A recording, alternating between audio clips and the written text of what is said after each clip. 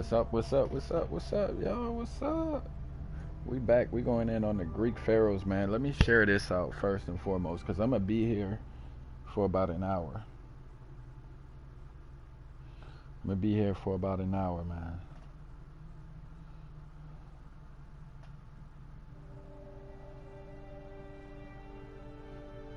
Hit the like button, share this out. Come through, y'all. Where y'all at? Come through, man. Pull up, man.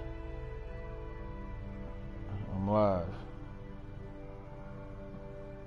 I'm live for anybody that wanna roll through. I'm gonna give y'all time. I'm gonna take my time with this one, bro.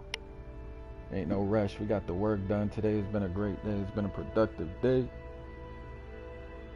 Feel me? I'm gonna tag some of the guys, man. See who rolled through. See who rolled through. What's up? What's up?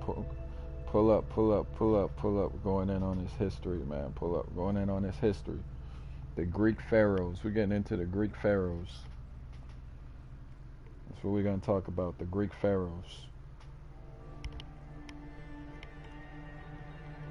Let's get into it, man. I think this is a great topic. This falls under the Alexandria um, category, named after Alexander the Greek, the Great, the Macedonian. So if we go through this, it'll take, let's see, 5 minutes, 9 minutes, 14, then 34, 39, 45, 50, 53, 55, an hour. Damn, to get through all this shit, it's gonna take me like an hour and a half. I'm gonna break this into two. I'm gonna break this down into two. All right, that's what we're gonna do. We're gonna bust it down into halves. So make sure y'all hit the like button, man. We're gonna start off here with the Greek pharaohs. It's gonna take us 5 minutes.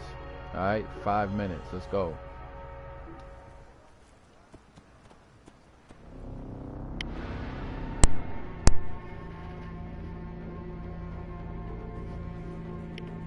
So we're dealing with the BC times right now when we get into the Greek pharaohs, because if I'm not mistaken, a date that comes to mind is 323 BC. It's something about that date I think is important when it comes to this history. I think I read it somewhere. That might be the date that Alexander conquered Egypt. So let me double check this date. Oh, hold on, it's too late. 323 BC. I know it's an important date. So I'm gonna switch up. Let's switch up the character. Let's be in should we be an Egyptian for this one, or should we stay with the Greek people? Alright, let's be a Greek. We'll be a Greek woman. Here we go. I know what y'all looking at too. Welcome to the Greek Pharaohs. Welcome to the Greek Pharaohs. Here we go, y'all. We're in Alexandria. Y'all see what's going on. I know we visited this before, but we're going back into it. Get this history right here.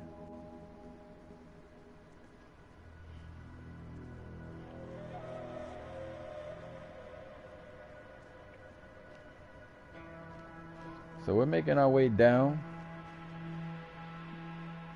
Let's speed through this a little bit. Here we go. Pharaohs were considered divine incarnations of the gods.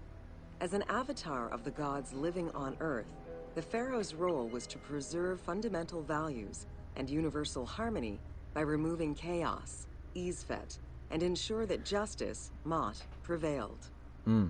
The pharaoh, by divine ancestry and through multiple offerings, was the bond that unites the world of men to the world of the gods and allows the maintenance of the cosmic order.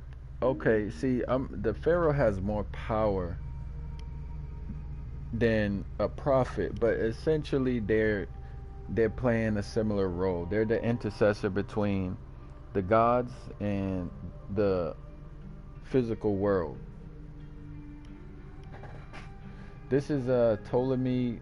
This is a relief of Ptolemy the Eighth making an offering to Ma'at. Making an offering of Ma'at to Amun. This is from the Ptolemaic era. What y'all think about that right there? So we got a nice relief right here. If only somebody could read this, tell us what this is saying. But they said he's making an offering of Mayat to Amun.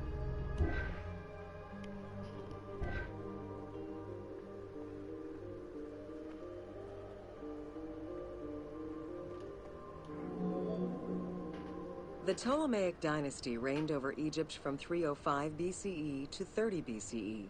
Okay, The 305. dynasty was called the Ptolemies of the Lagids, in recognition of the founder of the dynasty, Ptolemy Lagos, a Greek general and close friend of Alexander the Great. While Macedonian, Ptolemy Lagos understood that to be accepted by the Egyptian people, he would have to adopt their traditions.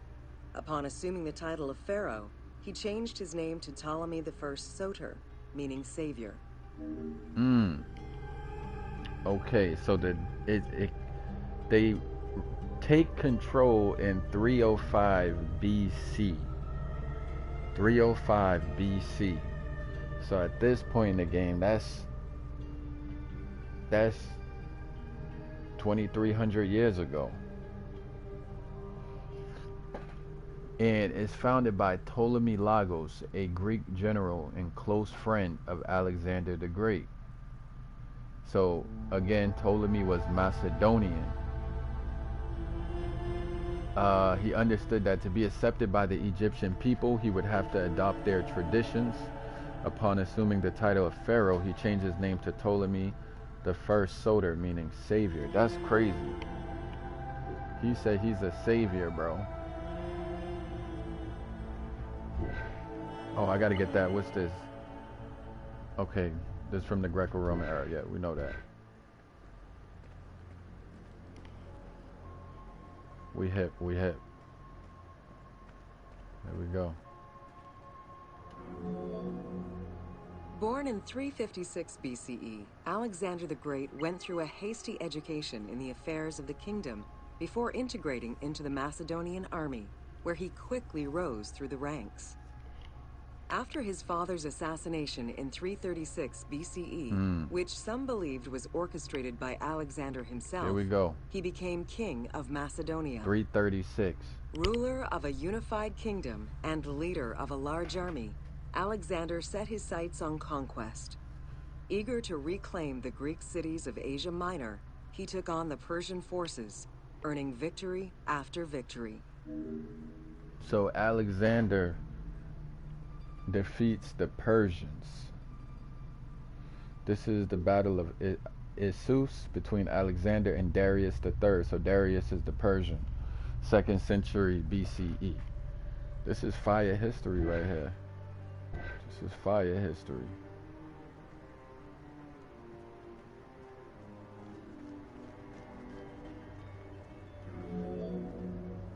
Ever victorious, Alexander the Great marched on, laying siege to city after city until he reached Egypt, where the Persians were defeated yet again.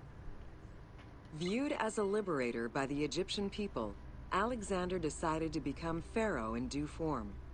He traveled to Thebes to make a sacrifice to Apis, then went to the oasis of Siwa, where he was proclaimed son of Amun. Officially pharaoh of Egypt, Alexander spent much of the winter there and founded the city of Alexandria. Perhaps not coincidentally, being pharaoh allowed Alexander to spread propaganda to prepare further conquests. He resumed his military campaigns in 331 BCE. Wow.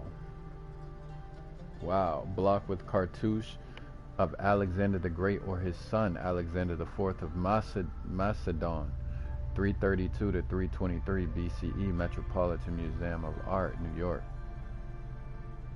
Wow. So he was proclaimed son of Amun, or Amen.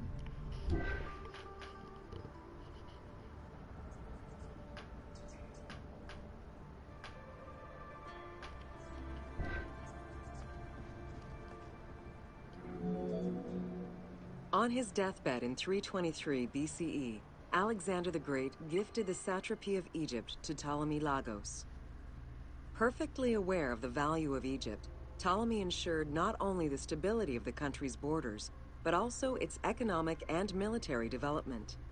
At the same time, he worked with the Egyptian elite to maintain the internal order of the country.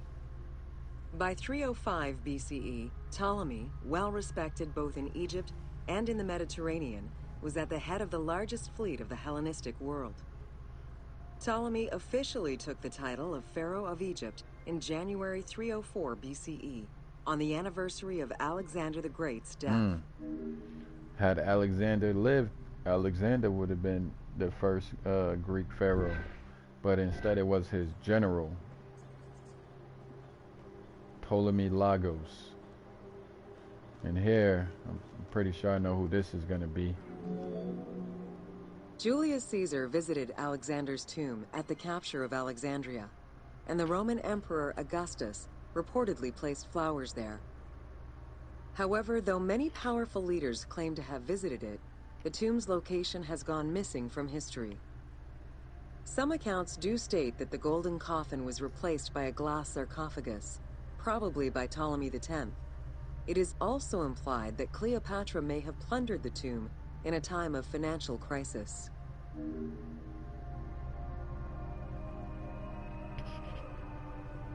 Julius Caesar visited Alexander's tomb at the capture of Alexandria, and the Roman Emperor Augustus reportedly placed flowers there. Okay.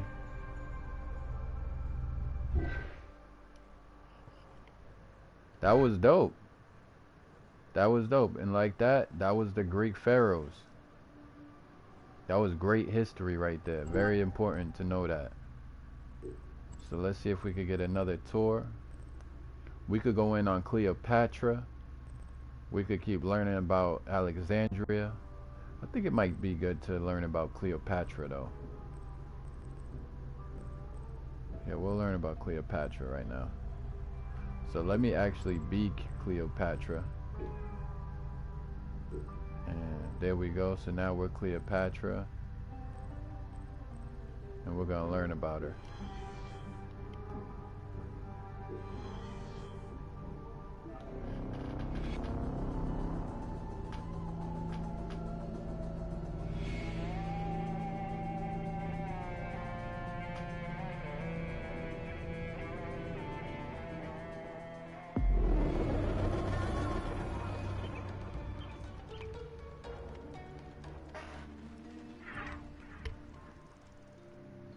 Cleopatra, Queen of Egypt. It's about a 9-minute tour. Welcome to Cleopatra, Queen of Egypt. Damn, look at that. It's a beautiful sight.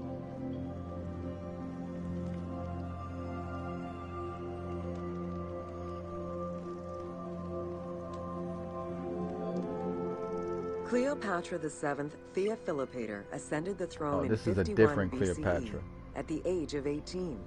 Though her early attempts to maintain power were often challenged, she eventually prevailed and became the sole ruler of Egypt. According to Plutarch, she was the only Ptolemaic pharaoh to speak the Egyptian language. Wow. Her intelligence, coupled with a good education and a great political mind, allowed her to make the alliances necessary to maintain the independence of Egypt while Rome was becoming a Mediterranean empire. What do they mean by that? To maintain the independence of Egypt while Rome was becoming a Mediterranean. She's not Egyptian.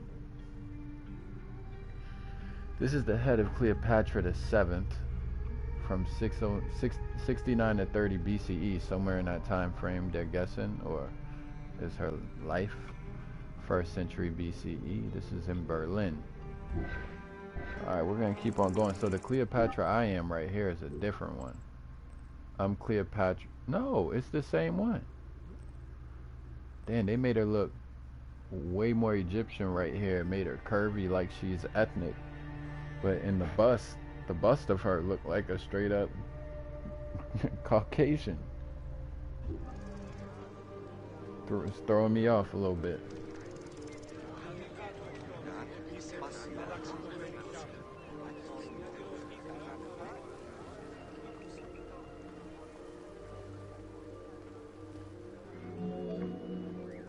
It is important to understand that Cleopatra's knowledge of Egyptian language and keen understanding of the culture allowed her to make powerful ideological reference that resonated with ancient Egyptians.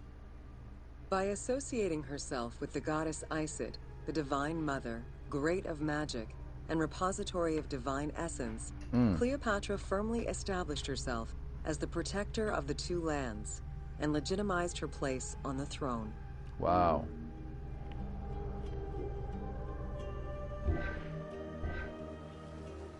This is fire right here. This is fire.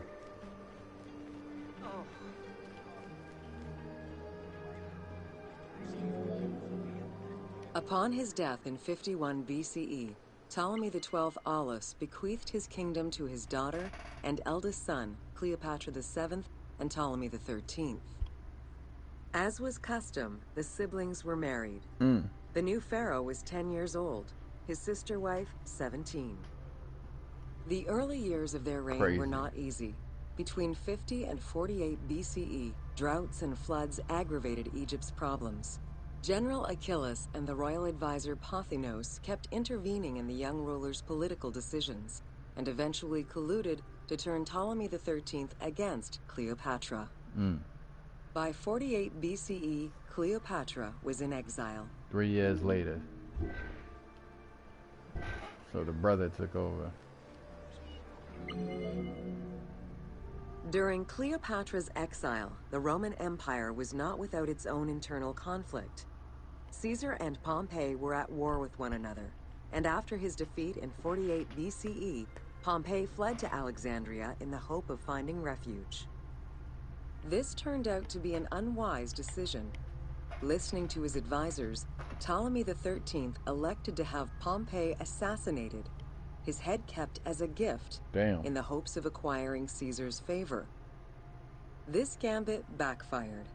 Instead of earning approval, the murder of a Roman greatly angered Caesar.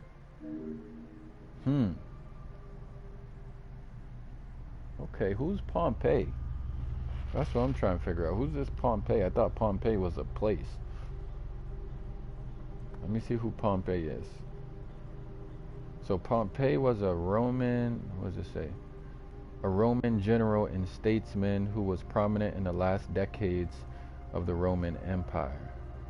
Roman Republic, sorry, the Roman Republic. So he was assassinated in 48 BC in Egypt. Okay, so he's a Roman that was a Roman general that was assassinated in Egypt. Oh, is that him right there on the floor? Who's that? Wait, what's going on with this dude?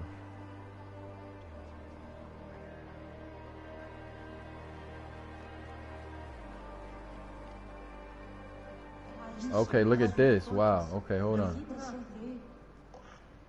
They're doing some spiritual stuff in here. Cleopatra, aware of Caesar's anger against Ptolemy for the murder of Pompey, decided to take advantage of the situation. She returned to Egypt in secret, hoping to establish an alliance with one of the most powerful men of the time.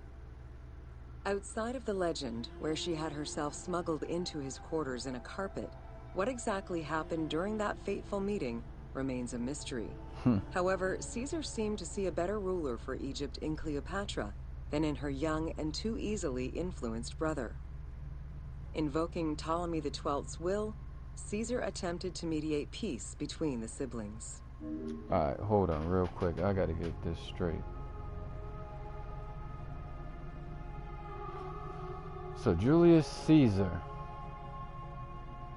the Roman general, statesman. Okay, he's trying to offer Cleopatra some favor over her brother, who there was a conspiracy to remove her from power by someone that was in the Roman upper circles.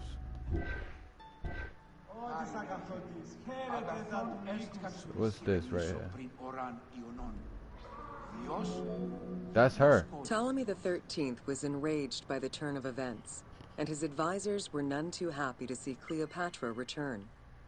Urged on by General Achillas and Pothinos, the young pharaoh plotted against Caesar and Cleopatra, resulting in the siege of Alexandria in 47 BCE. Ptolemy the Eighth. It was in March 47 BCE that Caesar defeated Ptolemy XIII's forces. Sorry, the 13th. The young pharaoh Why I keep drowned saying in that? the Nile after having fled the battlefield. With her opponents dead or powerless, Cleopatra married her other much younger brother, She Ptolemy marrying her XIV, brothers, man. and finally claimed the throne of Egypt for Shit good. nasty. The end of the Alexandrian War also cemented the romantic and political alliance Shit between nasty, Cleopatra man. and Caesar. These people marrying their brothers and sisters, man, at young ages too. Were they consummating these marriages at these age? Yo, bro, this is wild, bro. Wild. In June of 47 BCE, Cleopatra gave birth to a son, whom she called Caesarion. Caesar did not accept the boy Inbred. as his heir, choosing instead his nephew Octavian. Nonetheless, on his return to Rome, Caesar invited the queen and her brother husband to stay in the city. Brother Her husband presence is still drew wild. much disapproval from the Senate. Always a strategist, Caesar left 4 legions in Egypt and a man he trusted to direct Egyptian affairs, giving him control of the wheat supplies essential to Rome. Cleopatra and her entourage remained in Rome until March 44 BCE, when Caesar was murdered.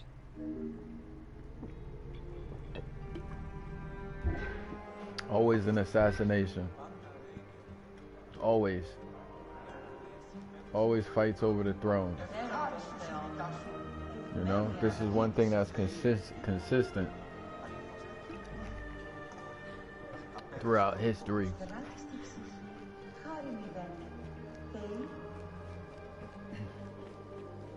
We gotta find out who really tried to assassinate Trump. We know it wasn't no random ass motherfucking goofy dude.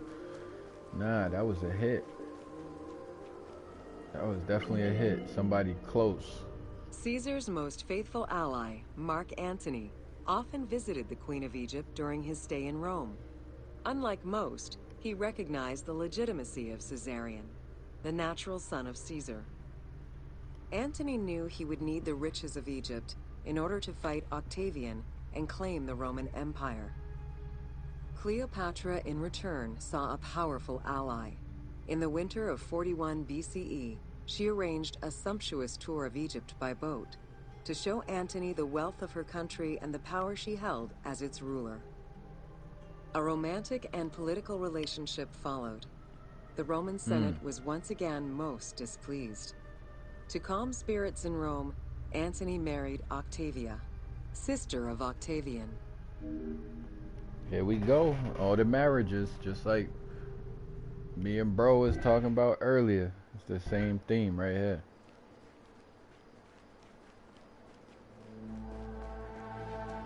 Political power, marriages, alliances.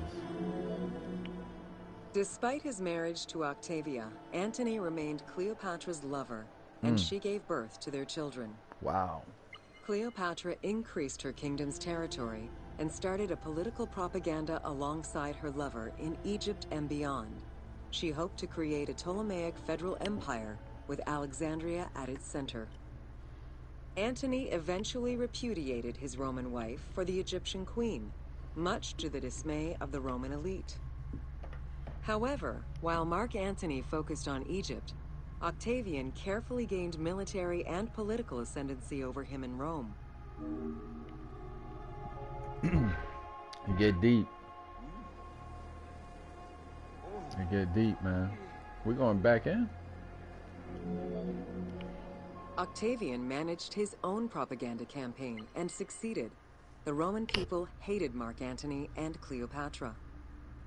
To avoid the censure still inherent in attacking a fellow Roman, Octavian simply declared war against Egypt. Rome's power still reigned supreme. The powerful Egyptian fleet, led by Cleopatra as well as Mark Antony's forces, were defeated in 31 BCE in Actium. Octavian arrived in Egypt in 30 BCE to formalize his victory. Who the hell is Octavian, man? So hold on. Octavian was the great nephew and adopted heir of Julius Caesar. After defeating his rivals, became the first Roman emperor and was granted the title Augustus in 27 BC. He initiated a period of unprecedented peace and prosperity known as the Pax Romana, ushering in the Roman Empire and overseeing significant reforms and extensive construction projects in Rome. We're going in on these Romans too. So, Octavian, the nephew of Julius Caesar. Okay, we're gonna put this together. I'm still learning. We're gonna put it all together. I'm gonna figure it out. I gotta make sense of this. The following events remain difficult to confirm due to the many versions and legends around them. It is believed that after hearing a rumor about Cleopatra's suicide, Mark Antony committed suicide himself. What? He was brought to the queen as he slowly passed away. Yeah, right. Knowing that Octavian would have her chained and paraded through Rome in defeat, Damn. Cleopatra planned her own suicide. She most likely killed herself with arsenic, though admittedly, the version where she uses an asp to deliver a fatal bite may be considered more dramatic. What happened to the body of Cleopatra is still a mystery. Wow, man. People are crazy, bro. People are crazy.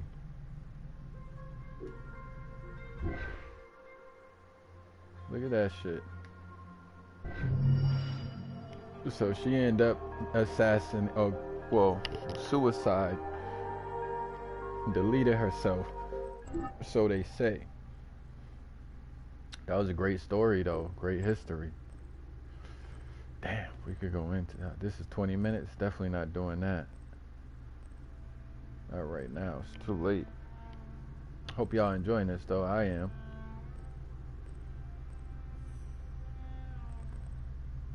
Where should we go next? Alexandria. All right, let's go into the entertainment in Alexandria. What did they used to do back then to entertain themselves? So y'all looking at Cleopatra, Philopator, I think that's what they call her, Cleopatra what was it, the 7th, Philopator?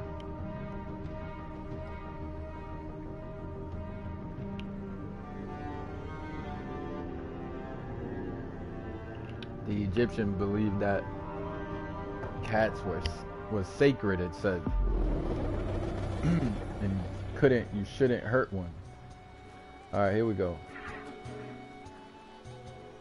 We're going to learn about the various forms of entertainment that existed in Alexandria in 3 minutes. Welcome to Alexandria, city of celebration. Look at the graphics. Like most Greek cities, Alexandria offered multiple forms of entertainment. Most were related to cults, religious practices, and the festivities surrounding those practices. Among those festivities, the most important ones were the dynastic celebrations, instituted in honor of the deified Ptolemaic kings and queens. These celebrations could go on for many days and included sacrifices, offerings, processions, and public banquets. No, that's right.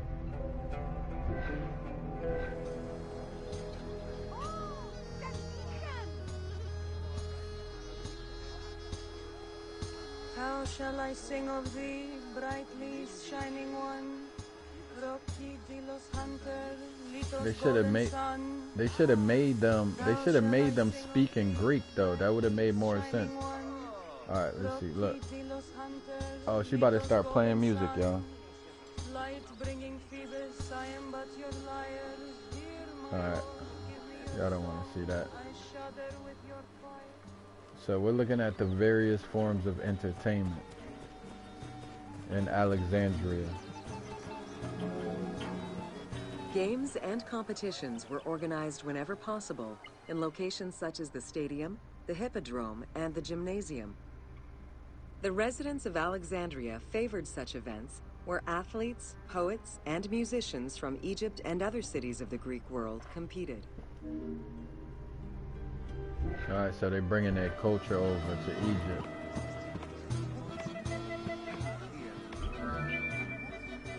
Like all good Greek cities, Alexandria had a theater. The architecture of this structure is Roman in style. This is because the team duplicated a theater from Cyrene.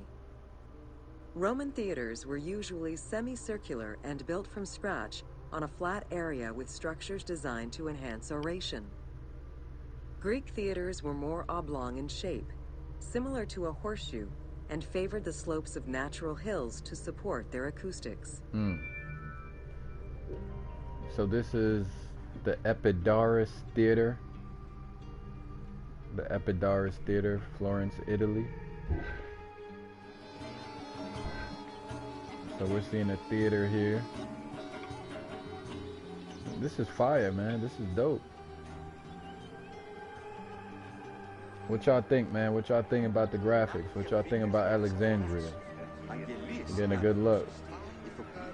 I'm Cleopatra right now. We can switch it up though. Let me be an Egyptian real quick. Actually, we're gonna be Julius Caesar.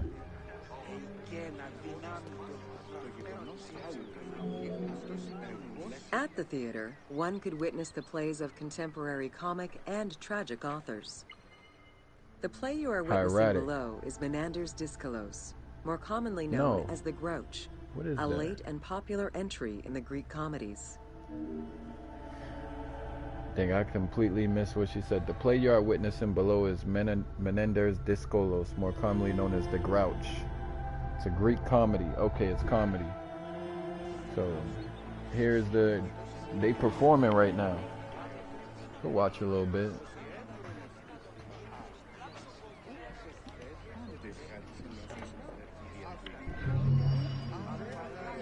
So that's the end of that tour.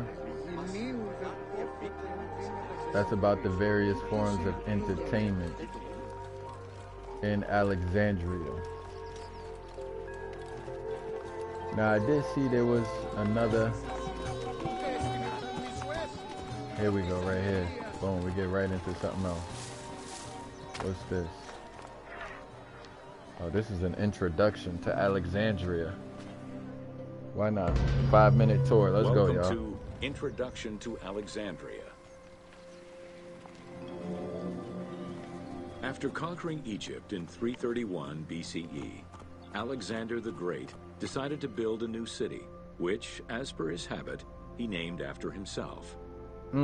After his death, Alexandria quickly became the capital city of the Ptolemaic kingdom and the most important city of the Greek world. Yep.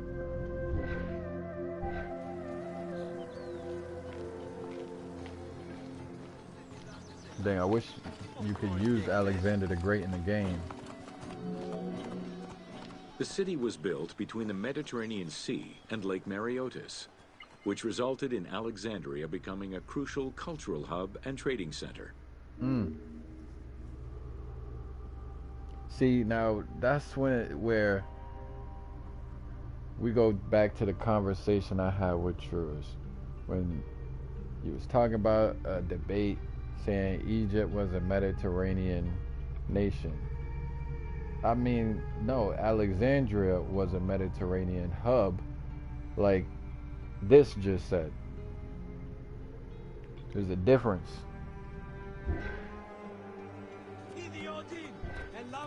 And then you got to say at what time frame, starting when.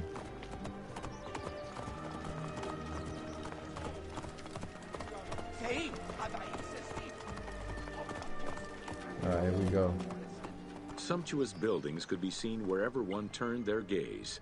The royal palaces, the many temples, the gymnasium, lush public gardens, and large avenues. Okay. So this is a Greek city.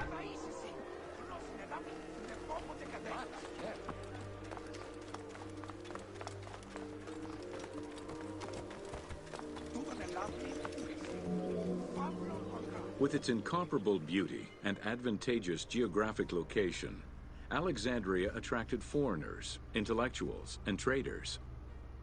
One of the most cosmopolitan cities of the ancient world, Alexandria supplanted even Athens as the most important Greek city in history. Mm-hmm. Getting more information.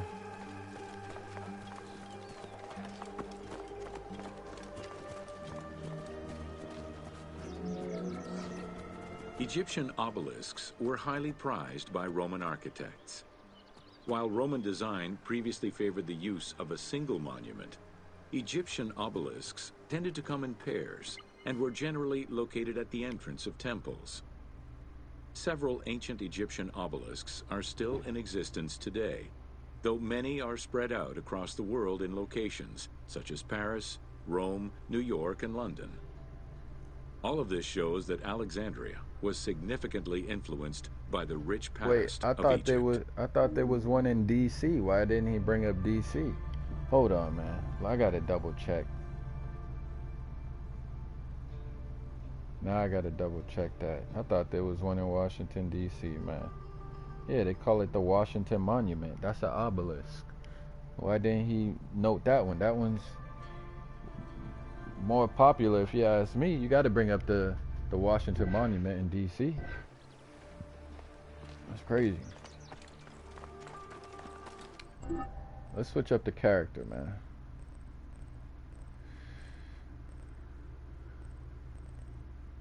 Be a Ptolemaic soldier.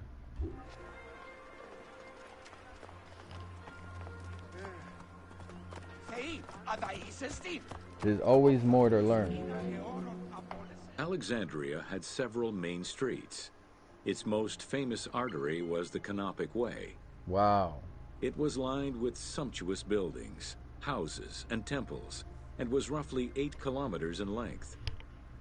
This street was one of the most important shipping entrances to Alexandria, and often hosted processions and festivals.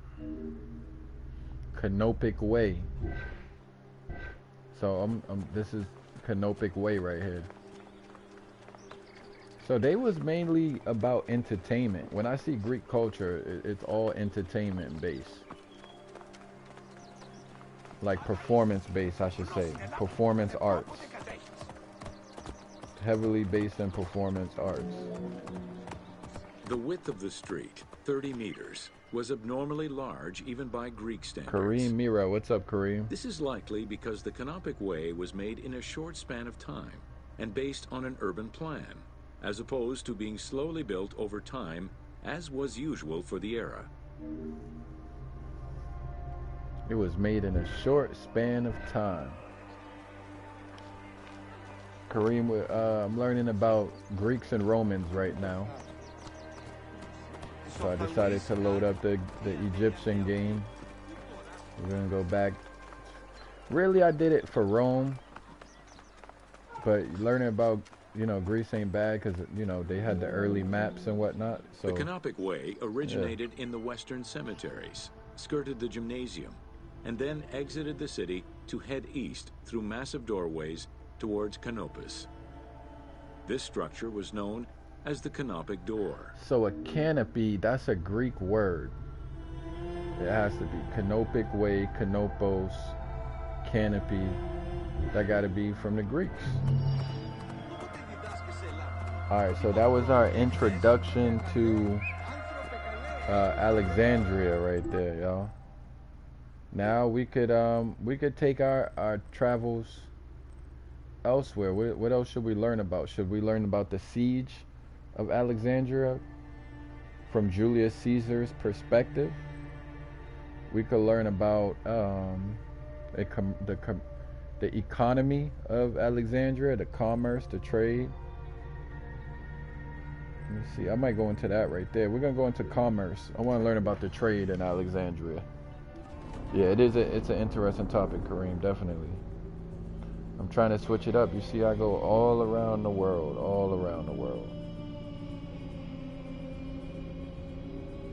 and I'm still learning about Europe, Britain, Scotland, Ireland. I'm like 90% satisfied with that area of study. I still got like 10% more of work to do in that area. But I'm going into Rome. Roman history. Greek and Roman history. So let's learn about the commerce. Alexandria. The ports of Alexandria were a major commercial hub, effectively connecting Egypt with the Mediterranean regions and beyond.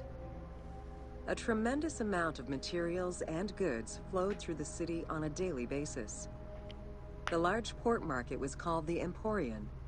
It was there that merchandise was traded by the ship owners, called nakliros. Emporion, okay. Emporion was the port market city, or the port market. Emporion, okay. So here's their port market. Look, we got some Egyptians right here. Look at the Egyptians.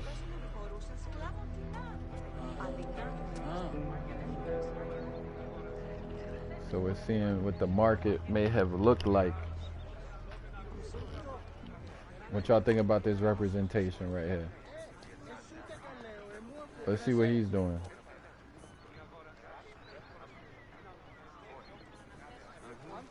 Oh, it look like they're just having a conversation. Maybe he's inquiring about some of his goods.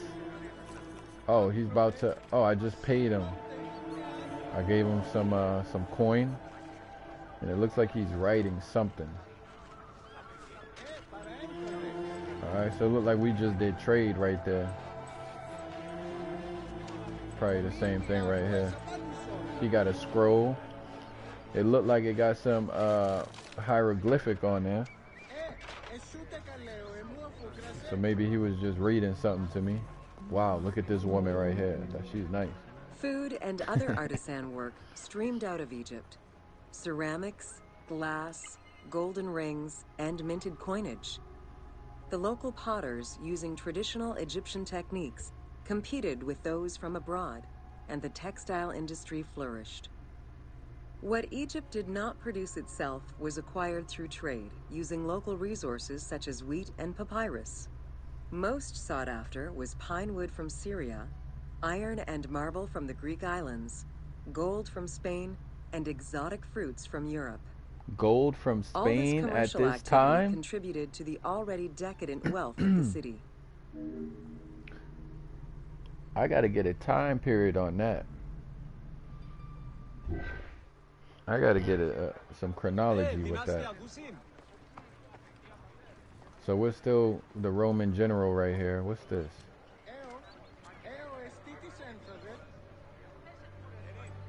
Oh, I'm doing my job. Telling people what to do, where to go. Yeah, get your ass over there.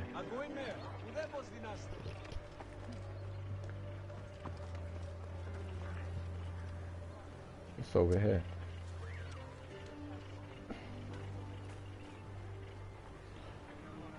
Nah, get your ass up, nigga. No sleeping. He is about to take a nap. Y'all seen that?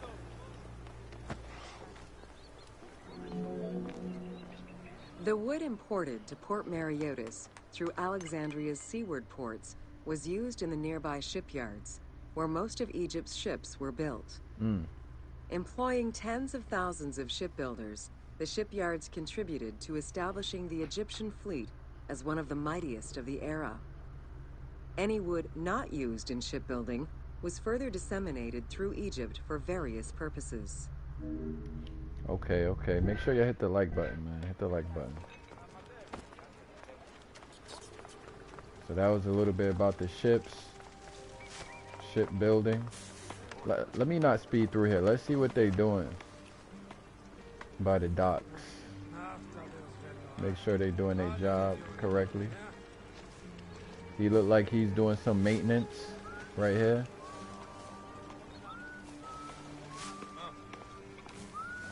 Alright. So we're walking through Alexandria. We're getting into the trade, the commerce.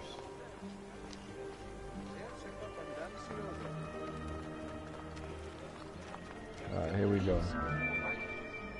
The southern port of Lake Mareotis was the biggest in Alexandria. Save for a branch angling westward, the lake's size in the Ptolemaic era was roughly 40 to 50 kilometers from north to south. Its waters were maintained by a steady runoff from the Nile. In addition to the lake, a man-made canal was created to assist in the transfer of goods from the city to the port using barges, though it is not represented in the game due to its size. What y'all think about that information? Good information?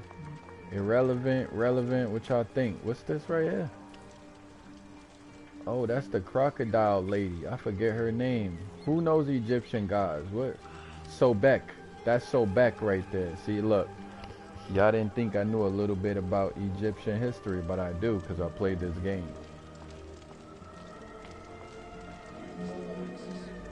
Banking was one of the most distinctive innovations brought by the Greeks to Egypt. What? The centerpiece of Alexandria's wealth was the royal systematization of taxes on almost everything.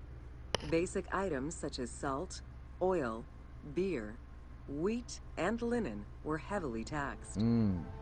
As a result, the royal treasury of Alexandria was able to ensure the economic stability of most of the administrative areas of Egypt. So they said the Greeks brought banking to Egypt. That's what they said, man. It helped stabilize the economy. What's this over here? Nah, he's trying to take a nap. Ain't no taking naps, bro. We on tour right now. Can I talk to you? Hold up. Damn, you can't talk to her? There we go. By the late 12th century, the channel feeding the lake from the Nile silted up. Lake Mareotis lost its connection to the Mediterranean, as well as most of its water, as the lake slowly Wait, time out, evaporated to a yo. fraction of Kareem, its I gotta former ask you a size. question. In modern times, Lake Mareotis is being kept alive through irrigation. However, only about 17% of its original size remains. Kareem, do you see this? Hold on. It says, hold on. Alexandria. You see on the bottom left, it say Alexandria, and then it broke it down into two words. It says Al-Iskandaria. Is that Arabic? Al-Iskandaria? Iskandaria? Nah, Iskandaria sounds like Latin. That sounds closer to like Spanish. But the Al, it seems like it could be Arabic because of the Al prefix. Al-Iskandaria. Al-Iskandaria. I gotta look into that. Alexandria. Al-Iskandaria. Alexandria. Wow.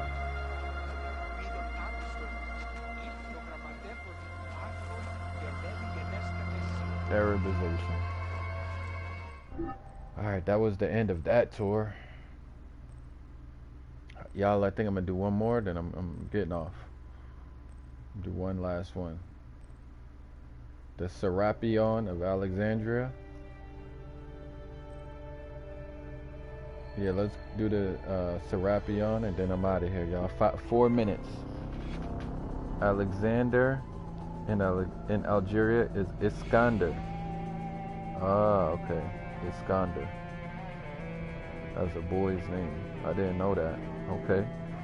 Thank you for that, Kareem. Iskander. Iskander. Okay.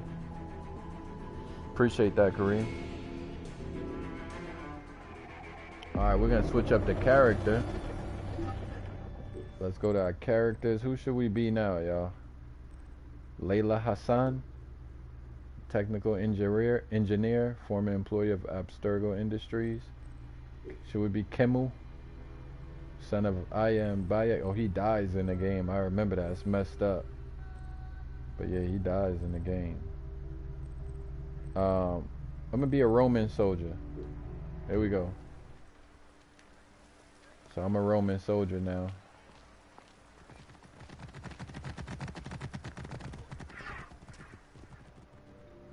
Serapion of Alexandria. Learn about the Serapion of Alexandria and its function within the city.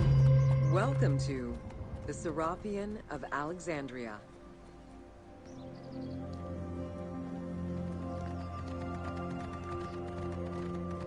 Damn, she looked at me. I saw that in the corner of her eye.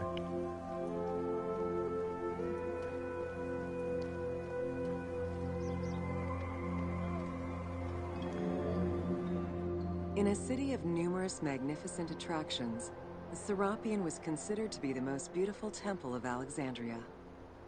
Located southwest of the city, on a small hill known as the Acropolis, the sanctuary was constructed during the reign of Ptolemy III, upon foundations which had existed since the reign of Ptolemy I Soter. One of the most beautiful temples of Alexandria, the Serapion. So I know this is about Serapis, which was that combination of Egyptian gods and a Greek god, I think, something like that. Asar and Apis, I think that's what they say it is. They joined the two gods together, something like that. Damn, okay, she getting down. Get down, mama, go ahead.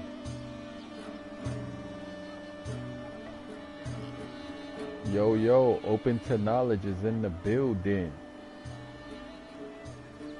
We got some good information going on, OTK. We're learning about the Serapion. Visitors of the Serapion climbed 100 steps to reach the courtyard. 100 steps. Libraries were installed in the porticos surrounding the square building, with its roof and columns adorned with gold and gilded bronze. Pharaohs were generous to the temple, as were several Roman emperors after Egypt's conquest. An inner temple housed the statue of Serapis, dedicated to healing the sick. Serapis, dedicated to healing the sick. Okay. Yeah, we're learning about the Greeks. You know, I should switch up this character. I need to be a Greek because I gotta fit in. We're gonna be a Greek noblewoman. All right, so we're a Greek noble. God damn, she got that wagon. We're a Greek noblewoman.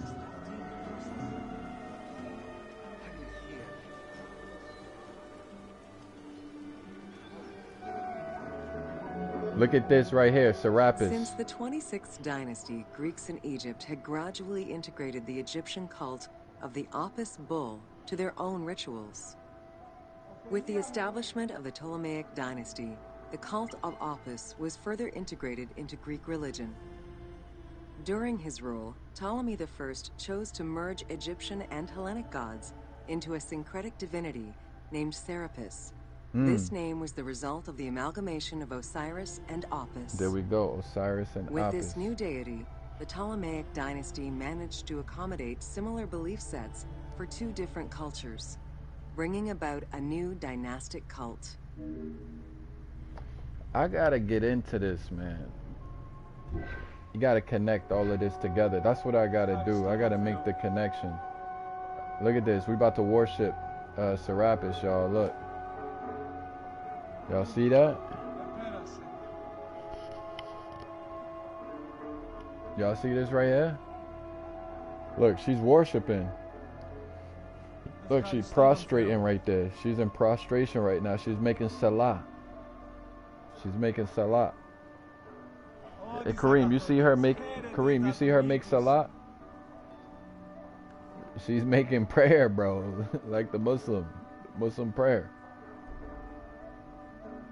If only she would get up and do sujood. OTK, I can't drop the link because I'm on the PlayStation. There's no StreamYard link. Or else I would drop the link. I wish it would do that. But you know, this PS4 is old. Serapis was also associated to other deities, including Asclepius, a Greek god of healing. It is possible that, as with the Serapis Temple of Canopus, the sick would visit this sanctuary, sleeping there overnight in the hopes of being healed within its hallowed So they halls. go there. So Serapis is like a healing deity. It's a healing deity. Okay. and they said it's Osiris and Apis combined together. Greek god and the Egyptian god came together to make Serapis. The Christians didn't worship like that. Okay. That was the Serapion. So we learned about this temple, and it seemed like it's mainly for the sick. If you're sick, you probably want to come to this temple, sleep in the temple. Oh, there's some Egyptians over here. Look, this is an Egyptian man with a Greek woman over here.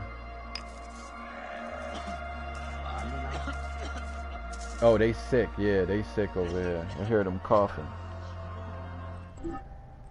Alright. So that was a good tour. That was a good one. We could learn about the museon?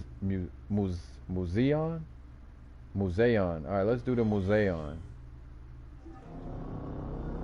And learn about the function of the museon in Alexandria. So we're in Alexandria. That's where we are. So we learned about it as a port city and its connection for Egypt to the broader Mediterranean world with places like Syria, for example. Yeah, so we've seen it as an economic hub. And we learned about Canopic Way. The library, it's in here. Oh no, it's not. Is it in here? I know they talk about it in here, but they said it was destroyed. So if it's in the game, they made it up. Welcome to the Moseon of Alexandria. Mush, Kareem, you funny. Oh, look at this. Hold on, what can we do right here? Oh, she gonna sit? Alright, let's be an Egyptian for once. I'm gonna be Aya. So this is Bayek's wife.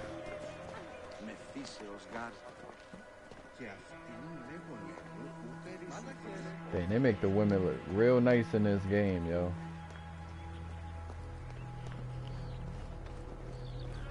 Kareem, did you fix your problem? The Moseon was a sector of the city commissioned by Ptolemy I to rival Athens' Academy as an institute of intellectual pursuit. Ooh, I like that. That's where I would have been. Dedicated to the 9 inspiring muses, the Moseon became a great center for philosophical and scientific enlightenment. That's where I would have been at. It welcomed scholars from many kingdoms, inviting them to share knowledge in literature, science, and geography. That's where I would have been. So they said this is the it was created to rival Athens Academy as an institute of intellectual pursuit. So I already know they was having debates in here and whatnot. People studying, people learning, probably got a bunch of libraries in here.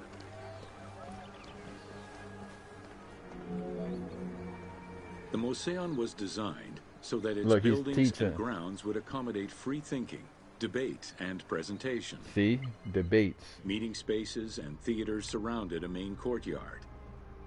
Expansive gardens were filled with exotic plants that aided in the study and supply of herbs and medicines. Okay, A zoo offered the study of animal behavior and physiology. Also among the Moseon's many star attractions was its astronomical observatory. Okay, they had an observatory, so that has to be looking at the stars, observing the cosmos. Herophilus was a physician who lived most of his life in Alexandria. He was able to perform the dissection of human cadavers Look at on a him. large Look, scale look. due to the permissiveness of the city in such matters. Among many other discoveries, he learned that the brain was central to the human nervous system. He also extensively mapped the blood system and measured the pulse with the aid of a water clock.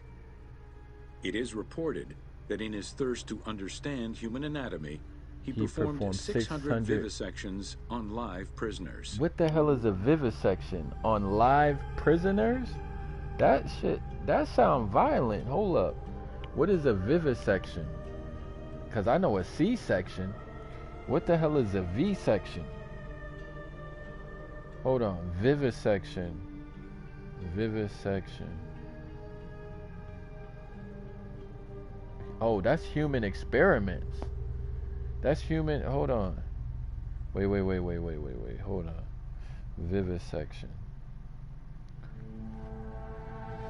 is the practice of performing surgery on a living organism, usually an animal, for research or experimental purposes. While it was once a common term for animal experimentation, it is now primarily used by opponents of animal testing as a derogatory term to condemn the practice. Okay. Vivisection. That's the V section right there. Yup. In order to be free to pursue their research, scholars were fed and housed at the Mouseion at the government's expense. Wow, look at that. This freedom provided Alexandria's scholars a meeting space for intellectual pursuits. That's dope. And a haven for spiritual peace. That's dope. Though nothing remains of the original Mouseion, it lives on as the legacy of our modern museums. This says Market Gate of Miletus, a well-preserved Greek city. So I know Miletus is actually over there on the other side of the Mediterranean. It's not in Egypt.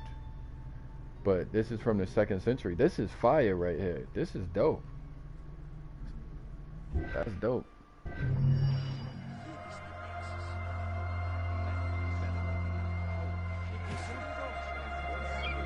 Kareem, did you solve your problem? Remember you was telling me last week that you were stressing about something, man. And I was like, be patient. You know, I was trying to give you advice. You remember that, Kareem? Did you solve? You didn't tell me what it was, so I can't tell you what it was.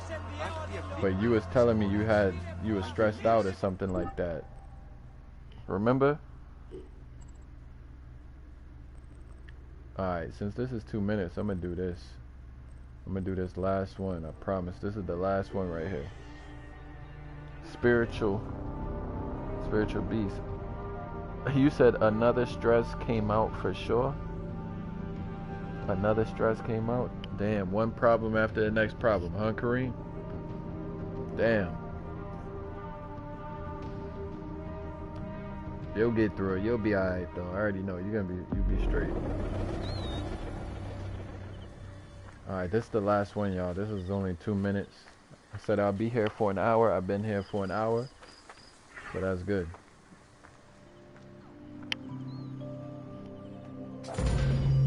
Welcome to the Hippodrome of Alexandria. The Hippodrome. What's the Hippodrome? So this is the Hippodrome. Look, I'm gonna give y'all an aerial view. Oh, okay. This is the Hippodrome. This is yo, this is crazy, bro. Look at that. The Hippodrome. And then we got an aerial view of Alexandria. Y'all can see the pyramids in the back over there, right? Y'all see the pyramids, 1, 2, right there. So we not too far. Wow. All right, let's learn about this Hippodrome.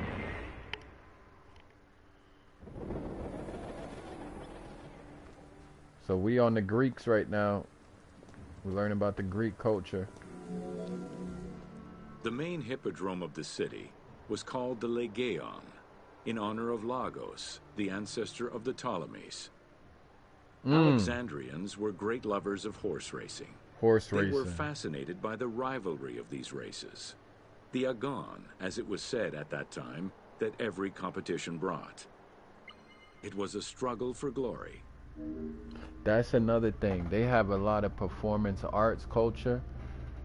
And I don't really know the Greeks too much to be about. You know, I shouldn't say they weren't like gladiators and stuff, because that's not true. They definitely were warriors. But I think the Romans were more known for being warriors than the Greeks. That's just how I perceive it.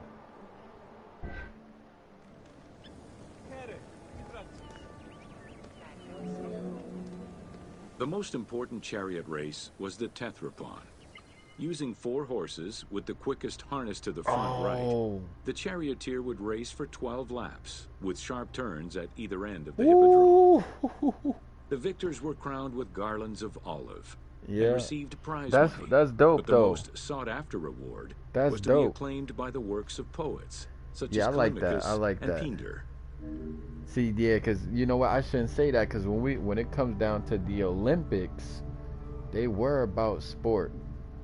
They definitely were about sport, man. That's where we get the Olympics from, and Olympus. Okay. Yeah, right now, OTK, tell you the truth, I'm trying to learn the difference between the Greeks and the Romans. That's what I'm doing right now. I don't know if you could tell. I'm really just doing compare and contrast between the Greeks and the Romans. But it seemed like they were like close. They were close. The most important chariot race was the Tethrapon. Using 4 horses with the I quickest didn't mean harness to to the do front that, right, man. the charioteer would race for 12 laps, with sharp turns at either end. Ye hymns that rule the lyre, what god, what hero, aye, and what man shall we loudly praise? Verily Zeus is the lord of Pisa, and Heracles established the Olympic festival. Zeus. While Theron must be proclaimed by reason of his victorious chariot with its 4 horses. Theron, who is just in his regard for guests, and who is the bulwark of Akragas, the choicest flower of an auspicious line of sires. So I don't know Whose what that city was. I towers guess. on high, bringing wealth and glory to crown their native merits. Okay, so I think he was reciting a hymn. But what we're looking at here, this is called the winner of a chariot race. So this guy, it looks like it's probably a guy, right? Just won a chariot race, and now he's being awarded for his victory. This is the pre-classic period. So they're honoring him for his victory in sport. You said 4 horses on a chariot is a Berber thing, or was a Berber thing? They saying it was the Greeks. So you said the Berbers used to do that too?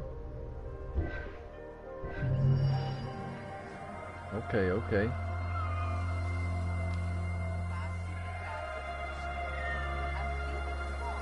All these cats around here. Greeks learned from the Berbers? Okay, I didn't know that. I didn't know the Greeks was learning from the Berbers. Dang, I got 2 more. Shit, I'm about to go to sleep, y'all. I'm tired.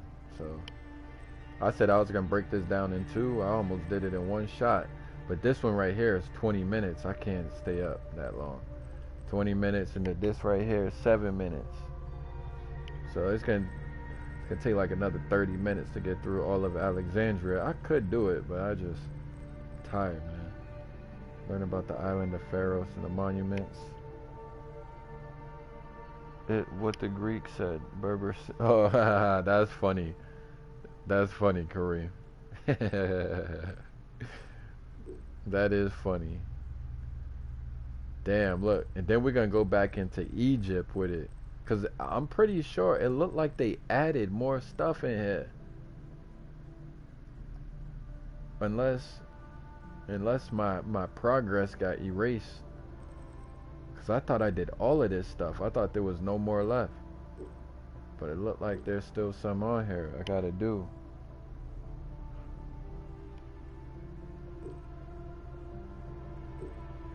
But alright, y'all, I'm about to get up out of here, man. Boy, tired.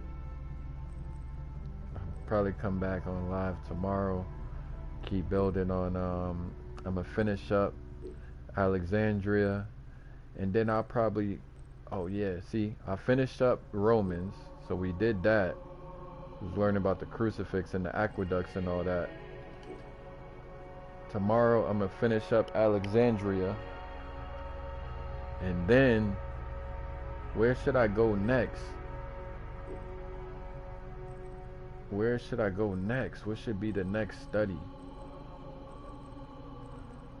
I'm trying to think.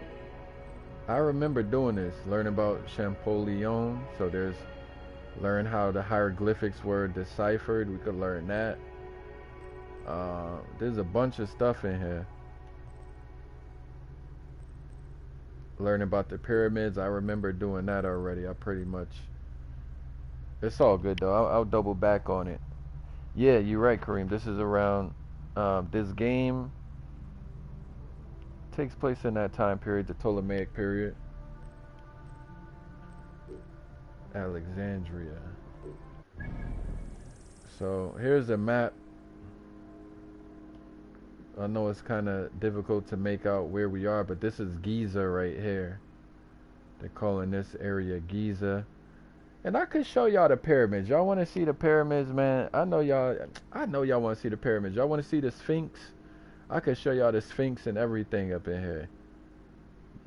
Hold on. Where's the Sphinx at? There it is. It's right here. Y'all want to go see the Sphinx? We're going to see the goddamn Sphinx, man. Take y'all on a quick trip before we get up out of here. We're going to check out the Sphinx. Then we're going to call it a night. Make sure y'all hit the like. Everything be alright. Performing a live educational vivisection right now.